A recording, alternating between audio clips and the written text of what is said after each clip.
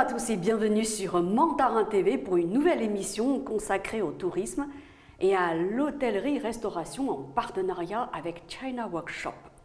Visiter le château de Versailles, c'est l'occasion de plonger dans l'histoire de la France, mais aussi de déguster l'authentique cuisine française dans un élégant restaurant situé au premier étage du pavillon du Four, son nom Auré Ducasse. Aujourd'hui, nous allons découvrir son histoire, ses particularités et ses spécialités avec Maxime Maz, directeur d'exploitation du restaurant Auré Ducasse au château de Versailles. Maxime Maz, bonjour. Bonjour Camille. Merci d'être avec nous. Alors, le château de Versailles attire les visiteurs du monde entier.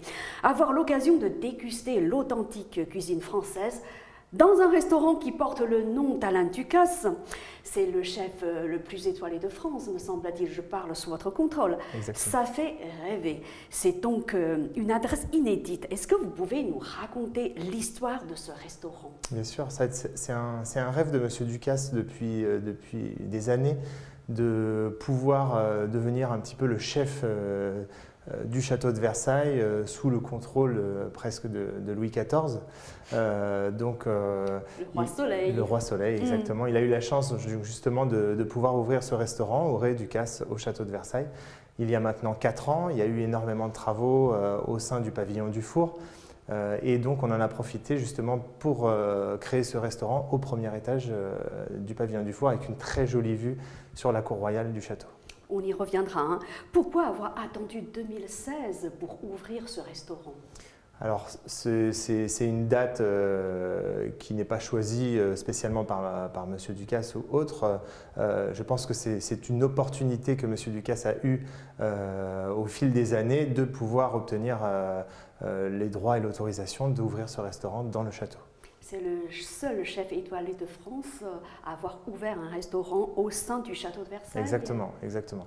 En sachant que c'est un restaurant de type semi-gastronomique ou qui est ouvert un petit peu toute la journée, qu'on va bien sûr expliquer tout à fait. Tout de suite. Alors pourquoi au pavillon du Four? Alors c'est un lieu un petit peu emblématique. Hein, il est en plein cœur du château avec une magnifique vue comme je le disais ultérieurement. Je pense que c'est un des meilleurs endroits du château pour pouvoir ouvrir le restaurant. Ouais. Alors, est-ce que vous pouvez nous expliquer la vision d'Alain Ducasse en créant ce restaurant? Parce que ce n'est pas du tout par hasard hein, qu'il a choisi le lieu et puis, bon, même si la date, le calendrier était indépendant en fait, de son choix, il n'empêche que je pense que pour lui, c'est un rêve. Mais derrière ce rêve, il y a une vraie vision. Oui, bien sûr. Vous pouvez nous l'expliquer? On va dire que, comme on l'a dit et comme on l'a dit ensemble, bien sûr que c'était un rêve. Être le chef du château de Versailles, pour tout le monde, c'est inestimable, on va dire. Maintenant, M. Ducasse est un visionnaire également et adore recevoir, accueillir, etc., la clientèle mondiale. Quel endroit est plus emblématique que le château de Versailles pour accueillir la clientèle? Je pense qu'il n'y en a pas énormément. Et donc au jour d'aujourd'hui, on a ouvert ce restaurant avec une très grosse capacité pour pouvoir justement tout au long de la journée proposer une cuisine réellement française, emblématique avec petit déjeuner, tea time. Et on en parlera également, j'espère, des dîners un petit peu représentatifs comme à l'époque des rois. Bien sûr, on y reviendra. Alors, quelles sont les, on va dire, particularités de ce restaurant? Qu'est-ce qu'on peut voir depuis ce restaurant une fois qu'on est installé? Alors, on est réellement en plein cœur de la cour royale. Vous avez des très grandes baies vitrées comme à l'époque, hein, puisqu'on est vraiment au sein du château. On a des fenêtres de 6-7 mètres de haut qui donnent… éclairé. C'est très éclairé. Très éclairé. En plein été, comme en ce moment, elles sont toute la journée ouvertes avec un courant d'air qui passe dans le restaurant. On est plongé au cœur du château de Versailles tout en mangeant un repas Alain Ducasse. Quelle est sa capacité d'accueil alors? On est sur une capacité aux alentours de maximum de 120 couverts, 120 places assises. 120, ouais. mais qui est ouvert toute la journée. Donc on va dire que c'est jamais complet, c'est jamais plein. C'est toute la journée en mouvement, les tables se libèrent, se reprennent, etc. Oui, alors maintenant, on revient plus spécifiquement sur ses spécialités, son petit déjeuner, son déjeuner. Voilà, exactement. Donc petit déjeuner, en fait le restaurant ouvre à partir de 9 h. Tout comme le château, on s'adapte et on est sur les mêmes bases que les horaires du château de Versailles. Donc on ouvre à 9 h avec un petit déjeuner continental pour faire découvrir un petit peu le petit déjeuner à la française avec les viennoiseries, confitures, les pains toastés, beurrés, etc. Ensuite, donc ça on est de 9 h à 11 h 30. Ensuite on passe sur un déjeuner avec des plats emblématiques de Monsieur Ducasse, bien entendu. À savoir, comme je vais donner une des spécialités, on va dire, du restaurant, qui sont les coquillettes truffées. Donc avec un jus de viande un petit peu crémé, truffe noire, c'est fabuleux. Monsieur Ducasse adore, à la dégustation d'un plat, pouvoir, pour le client, retomber un petit peu dans son enfance, sur des souvenirs, sur des textures, etc., dont il se dit « j'ai déjà mangé ça il y a 10 ans, 15 ans ». Le faire remémorer un petit peu le passé. On peut y déguster combien de plats alors? C'est un restaurant avec entrée, plat, dessert, mais on a vraiment beaucoup de spécialités, de choses. Alors, comme on peut l'expliquer, c'est qu'on peut manger en 20-30 minutes, comme on peut faire un réel repas avec une entrée, un plat, un dessert. On a des collations, on a des vrais plats de restaurant. Voilà, on a su s'adapter à la clientèle du château et multinationale. On peut même y déjeuner en 20-30 minutes, est-ce Exactement, possible? Oui, bien sûr. On va dire un choix, un menu gastronomique. Alors, on ne mange pas en 20-30 minutes un menu gastronomique, ça il faut bien le comprendre parce que beaucoup de clients non plus ne comprennent pas ce fait, c'est qu'ils veulent manger très vite, mais la grande gastronomie ne se prépare pas en 5 minutes, quoi. Ouais. Impossible. Mais qui vient dans ce restaurant alors, on a des touristes du monde entier. Du monde entier, ouais. Ça, c'est un atout, c'est que nous, notre métier, il est tous les jours différent. On peut, dans la même journée, parler, même je vais parler même pas dans la même journée, mais dans l'heure, parler avec une dizaine de personnes venues des 4 coins du monde, quoi. C'est incroyable. On entend une dizaine de langues différentes. Oui, c'est certain. Heureusement que l'anglais est assez bien parlé par tout le monde maintenant. Mais oui, on peut parler dans la même salle, on peut avoir une dizaine de tables qui viennent des 4 coins du monde. C'est assez impressionnant. Ah oui, donc on a vu le petit déjeuner, ça commence à 9 h, ça se termine à 11 h 30. Exactement. Après, il y a le déjeuner. Donc le déjeuner. Voilà. Et le tea time. Et le tea time. Donc le déjeuner 11 h 30, 15 h 30. 11 h 30, 15 h 30. Et ensuite, on passe sur le tea time de 15 h 30 à 18 h 30. Ouais. Donc le tea time, on a reproduit également un tea time d'époque, on va dire, un petit peu à la façon des reines. Sur un côté sucré-salé avec des petites pièces, sur un très beau ensemble, très belle vaisselle pour pouvoir manger du sucré, du salé avec des petits canapés, manger et boire son thé, son chocolat chaud en fonction de la saison ou un café glacé en fonction en ce moment c'est de rigueur. Mais voilà, pouvoir déguster tout en contemplant la vue, tout en passant un moment un petit peu de détente au sein du restaurant. Et au niveau de la vaisselle, est-ce que ça rappelle, il y a des choses qui rappellent l'époque de... Oui, bien sûr. Alors on a reproduit la vaisselle comme au temps des rois, donc la vaisselle de Louis XIV, de Louis XVI, de Marie-Antoinette, celle qui plaît le plus. Mais M. Ducasse a également chiné énormément de vaisselle, d'argenterie, de couverts, etc., que l'on utilise tout au long de la journée. Donc vous mangez dans des couverts complètement dépareillés, vous buvez dans des verres de reproduction d'époque, avec nous la petite histoire qui est apportée et amenée durant le repas pour pouvoir se transposer un petit peu réellement dans le château de Versailles. Est-ce qu'avant le confinement, il y avait beaucoup de Chinois qui venaient? Oui, exactement. On en a moins, ça recommence un petit peu. Un petit peu, hein, je vais dire, voilà, si on a 2, 4, 5 couverts pendant la semaine, Mais oui, c'est une nationalité qui représente, on parle peut-être plus de l'Asie, mais environ 50% de la clientèle au château de Versailles. Oui, c'est beaucoup quand même. C'est énorme. Ouais. Donc c'était, on va dire, entre 2016 et les mois qui ont précédé le confinement. Oui, exactement. Et aujourd'hui, quelle est votre cible? Alors, on n'a pas de cible particulière, mais à savoir qu'aujourd'hui, les Français se sont réellement réappropriés le château de Versailles. Ils sont restés peut-être en vacances sur place ou sont peut-être se déplacer comme on a beaucoup de difficultés à traverser les frontières en ce moment. Ouais. Donc sont restés énormément en France et on retrouve une énorme clientèle française qui viennent revisiter les châteaux de Versailles, les monuments français, etc. Dans le pays. Peut-être plus parisienne et francilienne. Énormément, oui.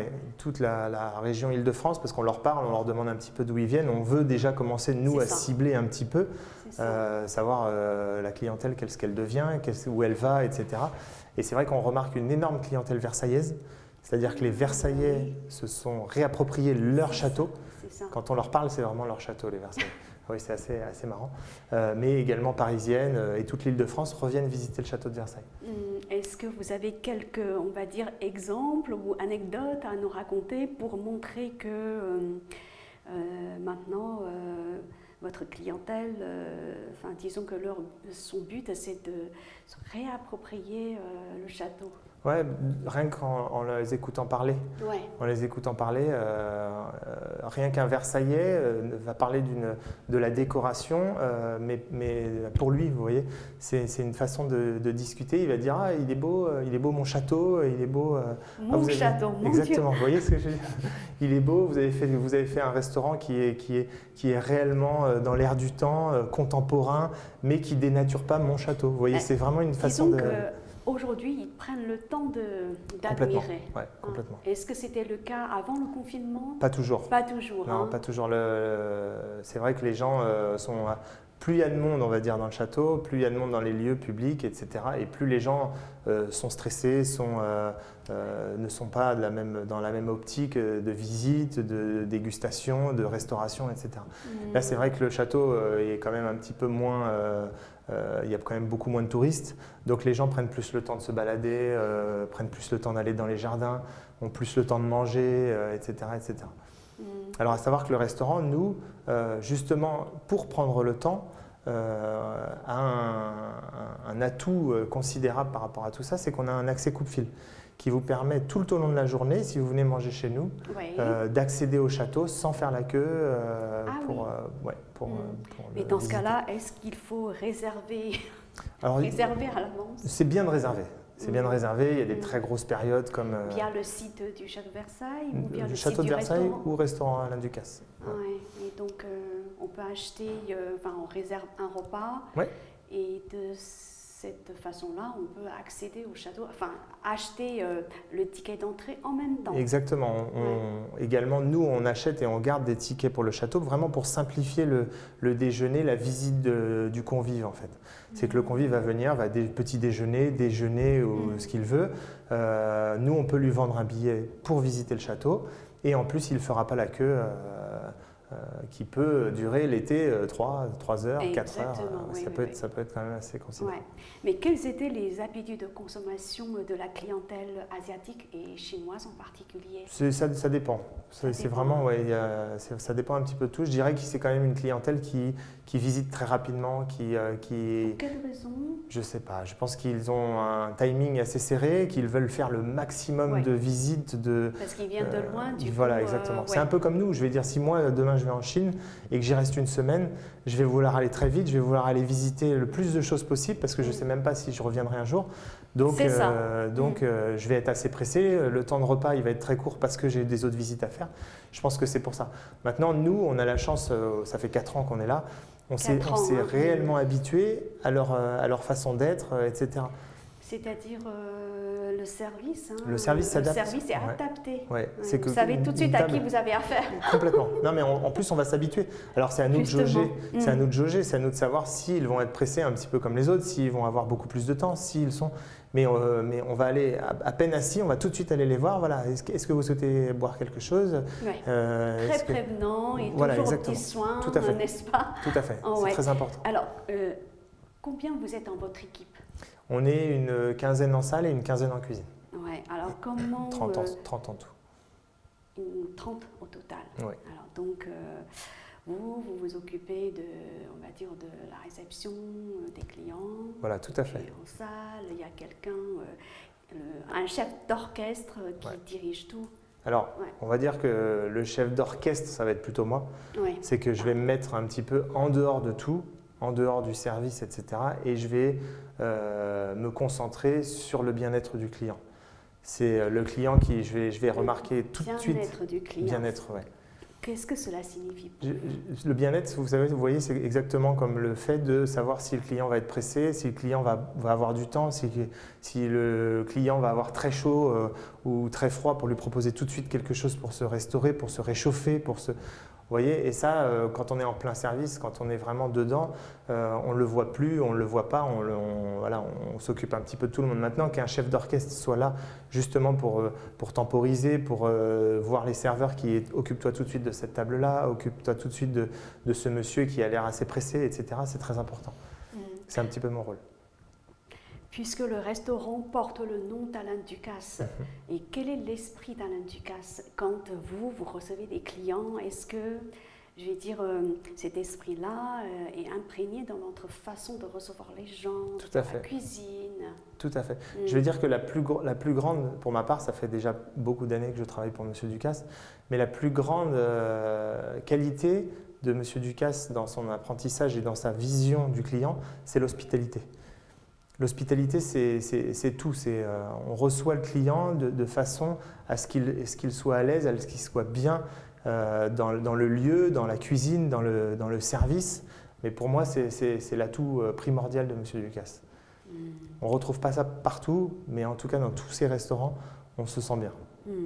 Alors, une question terre à terre, qui est liée justement à l'actualité. Quelles sont les mesures sanitaires que vous avez mises en place pour accueillir vos clients en toute sécurité? Bien sûr. On a voulu réellement, à l'arrivée du client, créer un petit peu un choc psychologique par rapport à notre façon d'aborder justement cette raison sanitaire. Que ce soit directement par les masques, tous les serveurs ont des masques, bien entendu, c'est obligatoire. Par les distances de sécurité, c'est bien respecté. Tout est respecté. Par la façon de mettre du gel alcoolique, hydroalcoolique, c'est très important. On a changé la façon de servir les plats, d'aborder vraiment beaucoup de choses où le client, nous ce qu'on voulait, c'est que le client à peine rentré, il se dise « je suis en sécurité ». Et c'est ce qu'on a essayé de faire et c'est, je pense, ce qu'on réussit. Est-ce qu'on peut régler l'addition avec les moyens de paiement modernes, tels que paiement sans contact? Alors ça, c'est aussi quelque chose… WeChat Pay, par exemple. C'est aussi quelque chose qu'on n'avait pas avant et qui, pendant le confinement, ont été mis en place. C'est que j'ai voulu tout de suite, j'ai dit attention, on n'avait pas justement ce sans contact, etc. Donc on a tout changé notre matériel pour remettre quelque chose de neuf. Et enfin, je pense que c'est obligatoire. Les gens, alors c'est marrant parce que nous on n'était pas habitués à ça, mais les gens payent avec leur montre, les gens payent avec leur téléphone. Au début c'est un petit peu… Mais ce n'était pas le cas avant le confinement. Non, on n'était pas encore, même on allait le faire. Même les clients chinois qui venaient déjeuner, ils ne payaient pas alors, avec leur mobile. Non, on n'avait pas ça. On n'avait pas, Et on a tout mis en place grâce on va dire, à ce confinement. Oui, c'est ça. À ce confinement, Et je pense qu'on en sortira grandi par rapport à des petits détails comme celui-ci. Ça veut dire très concrètement qu'aujourd'hui, si un client chinois vient, il peut payer avec, par exemple, WeChat Pay ou Alipay. Exactement. Et ça veut dire que pendant le confinement, vous avez réussi à vous équiper de ces deux moyens de paiement. On a continué justement à trouver des solutions, à travailler sur le renouveau. C'est un petit peu un renouveau des restaurants. Il y en a beaucoup qui n'ont pas ouvert encore. Mais en parlant également avec les collègues, etc., ils sont tous en train de préparer chacun de leur côté leur nouveau restaurant, on appelle un peu comme ça. La préparation à celui-ci pour recevoir les clients dans des nouvelles conditions. Alors, Maxime Maz, est-ce que vous pouvez revenir sur votre parcours? Oui, bien sûr. Alors, moi, j'ai un BTS, donc le BTS hôtellerie-restauration dans le service. Et tout de suite après, j'ai fait une ou deux maisons gastronomiques et recruté très rapidement par M. Ducasse au Plaza Athénée, par le bouche à oreille, etc. Comment voilà, il vous a repéré? c'est plutôt son directeur du Plaza Athénée voilà, qui avait peut-être vu en moi un bon serveur, un bon directeur, etc. Et très vite, j'ai évolué au Plaza Athénée pour ensuite partir sur le Jules Verne à la Tour Eiffel. Donc, un restaurant gastronomique, pareil, assez touristique, mais… Juste, oui, allez-y, je vous laisse finir. Non, je vous en prie. Ah, oui. Juste pour votre information, il y a 2 semaines, oui. J'ai reçu ici même le directeur d'exploitation de la Tour Eiffel. Ouais, voilà. Le directeur de la société d'exploitation de la Tour Eiffel. D'accord, ok. Voilà. Ouais, non, peut-être que je l'avais rencontré ultérieurement, mais c'est magnifique. C'est pareil, c'est un endroit magique où j'ai travaillé pendant 6 ans. 6 ans. En tant que directeur, oui. Et après, donc c'est Alain Ducasse qui vous a proposé ce poste-là. Alors, je pense que j'avais le profil assez parfait, on va dire, pour le Ducasse au château de Versailles, parce que, pareil, sur le Jules Verne, on reçoit énormément sur la Tour Eiffel de touristes, et donc on est habitué un petit peu aux habitudes de chacun. On ne reçoit pas un Russe comme on reçoit un Chinois, comme on reçoit un Japonais, comme on reçoit un Américain. Et cette façon-là, ça prend, non, mais ça prend énormément de temps. Oui, parce qu'ils ont ils ont une façon de manger, ils ont une façon de boire, et ça prend 10 ans avant de pouvoir dire ce monsieur-là, il va manger comme ça, cette personne-là, elle va arriver, elle va aimer qu'on lui fasse ceci. Voilà, c'est quelque chose qui est très long en apprentissage. On va dire, c'est une gymnastique cérébrale en permanence. Tout à fait. Mais alors, génial, parce qu'on n'est plus que dans le service, on est aussi dans l'accueil, dans l'hospitalité de chaque pays, de chaque nationalité, c'est incroyable. Alors, comment un Russe, puisque vous avez travaillé au restaurant Jules Verne, eh bien, comment un Russe consommait alors? Ils sont tous un petit peu… les Russes? Ils sont tous différents, mais c'est quelqu'un qui… Alors, on apprend aussi un Russe. Je crois il le prend très mal si on lui sourit tout de suite au premier abord, vous voyez. C'est des choses qu'il faut savoir. Il faut que ce soit très carré, il faut que ce soit parfait C'est les gens du Nord. Oui, voilà, tout à fait. Exactement. Alors qu'un Américain, lui, il va falloir tout de suite lui sourire. Donc, il faut lui sourire. Il va falloir être son ami, etc. Complètement différent. Sympathiser très rapidement, n'est-ce pas? Tout à fait. Non, mais vous voyez, en le sachant, en l'apprenant, ça va beaucoup plus vite. Et puis le client, il se sent tout de suite à l'aise quand il arrive chez nous, si le serveur est au courant qu'il faut être comme ça, il faut s'adapter comme ça. Ouais. Et un Chinois, alors comment vous le recevez? Un Chinois… Avec le sourire ou de façon un peu plus… Bien. Lui, il ne va pas être très souriant, mais en tout cas, il aime être accueilli chaleureusement. Il aime que l'accueil soit chaleureux, il aime qu'il y ait… Vous voyez, sur une prise de commande, un Chinois ne va pas manger entrée, plat, dessert, comme ça. C'est ça. Par contre, il aime bien qu'on lui mette un peu tout en même temps, qu'il mange vite. C'est tout à fait… vous cassez les habitudes de consommation à la française, alors? Ah oui, tout à fait. Nous, ce qu'on veut quand même, c'est leur faire découvrir notre culture, etc. Mais on aime quand même s'habituer un petit peu à leur culture pour eux, pour que leur repas se passe à merveille. Alors, est-ce qu'au restaurant Auré Ducasse, on peut rencontrer Alain Ducasse? On peut le rencontrer, ça arrive, oui. Après, il ne travaille pas là-bas. Il a une trentaine de restaurants partout dans le monde. Je pense qu'il fait tous les mois un tour du monde. Donc c'est pas facile. Oui, nous on l'a au moins une fois par mois au restaurant. Il vient valider les cartes, il vient goûter si tout se passe bien, il vient vérifier son restaurant, il vient voir si nous on est toujours de la même façon. Non, il a un réel suivi qu'on admire tous d'ailleurs de ses restaurants. Disons qu'il est là pour superviser. Est-ce que le mot est adéquat? Oui, bien sûr. il est là pour ça. Après, il a la chance aussi de nous avoir tous, c'est-à-dire que tous les directeurs, tous ses chefs travaillent avec lui depuis un petit peu, sur ma vision, au moins 10 ans, 15 ans. Et donc combien de temps vous avez travaillé avec lui? Ça fait 15 ans déjà. 15 ans? Ouais, ça fait 15 ans. Et c'est pas pour rien que vous avez nommé directeur Non, voilà, d'exploitation. tout à fait, c'est exactement ça. Et c'est pour ça qu'il peut quand même nous faire confiance, c'est qu'on connaît exactement ses habitudes, on connaît exactement ce qu'il souhaite, comment il souhaite qu'on accueille les clients, donc il a quand même beaucoup de respect en nous et beaucoup de facilité à nous laisser, entre guillemets, les clés de ces restaurants. Est-ce qu'il est déjà arrivé que certains de vos clients rencontrent Alain Ducasse le jour de son arrivée? Oui, de toute façon, à chaque fois qu'il vient, il y a les clients qui veulent prendre des photos avec lui. Oui, donc il va voir les gens, il va bien sûr. à la rencontre des clients. Bien sûr. Non, il le fait. C'est souvent les clients qui viennent à lui pour le saluer, pour le remercier, etc. Mais il le fait. Oui, bien sûr.